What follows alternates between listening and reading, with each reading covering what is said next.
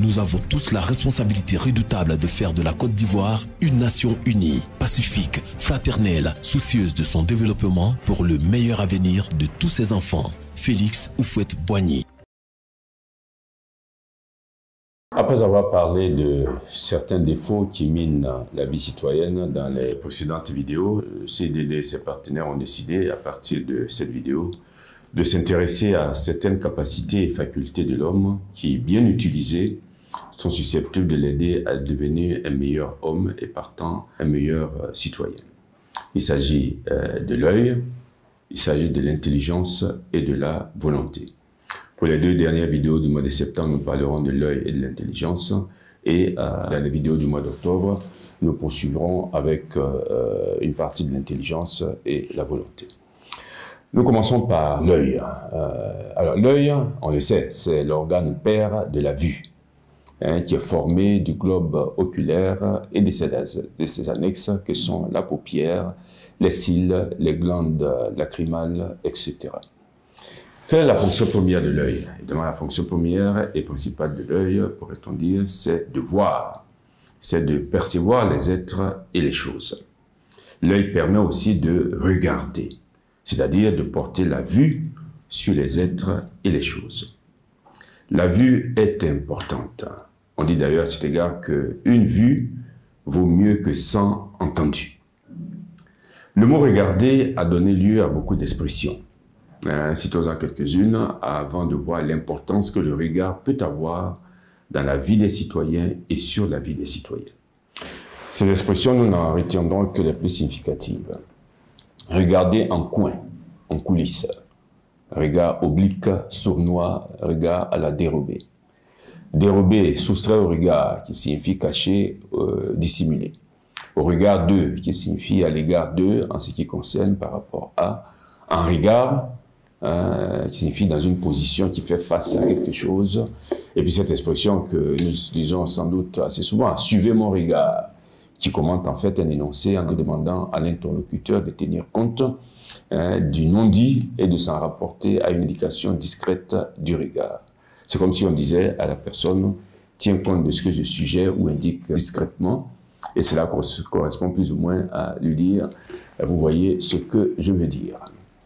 Regarder à la dépense, c'est être excessivement économe. Y regarder à deux fois, c'est bien réfléchir avant d'agir. Et dernière expression, se regarder dans une glace qui est contempler sa propre image et bien d'autres expressions. Dans la vie en communauté, évidemment, nous nous regardons les uns les autres. Les citoyens se regardent les uns les autres. Ce regard que nous portons les uns sur les autres peut être un regard qui valorise l'autre. C'est peut-être un regard bienveillant, accompagné de ce sourire qui normalement devrait accompagner toute rencontre humaine. Un regard qui aide l'autre à prendre conscience du meilleur qu'il y a en lui-même. Un regard aussi qui peut l'interpeller et l'appeler à changer de conduite en lui suggérant ceci. Tu peux faire beaucoup mieux que cela. C'est peut-être un regard qui le sauve. Combien de personnes qui s'apprêtaient à se suicider n'ont-elles pas témoigné d'un tel regard qui les a empêchés de franchir le Rubicon? Et ce type de regard doivent être encouragés entre citoyens. Et puis, ce regard peut être un regard d'amour vrai, un regard plein de tendresse qui donne à l'autre une grande confiance en lui-même. Ce type de regard, comme les précédents, construit les communautés humaines et ce type de regard est aussi à encourager. Par contre, trois types de regards doivent être proscrits si l'on veut un vivre ensemble harmonieux et pacifique. Il s'agit d'abord du regard de collusion frauduleuse.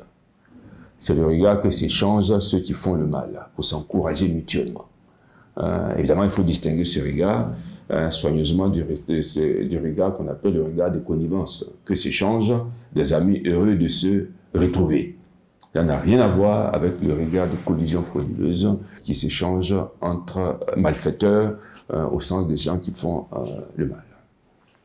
Et puis, le deuxième regard qui est à proscrire, c'est le regard de convoitise. qui porte sur des choses appartenant à autrui. Nous avons parlé de l'envie, nous avons parlé de la jalousie, etc.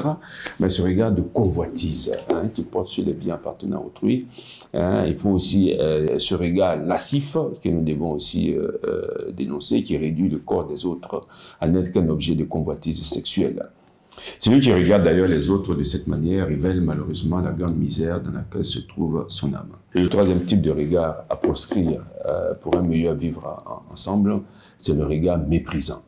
Le regard qui regarde les autres de haut, qui veut leur faire sentir qu'ils ne valent pas grand-chose.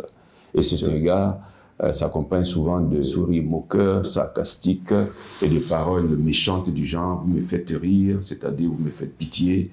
Tous ces regards doivent être proscrits. Une vieille locution dit à cet égard « il me regarde de travers comme un chien qui emporte un os », qui signifie « il me voit d'un mauvais œil ».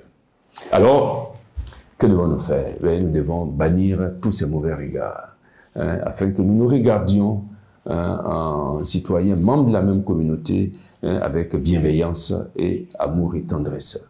Cela nous valorisera les uns les autres et cela nous permettra de construire ensemble une vie citoyenne harmonieuse et solide.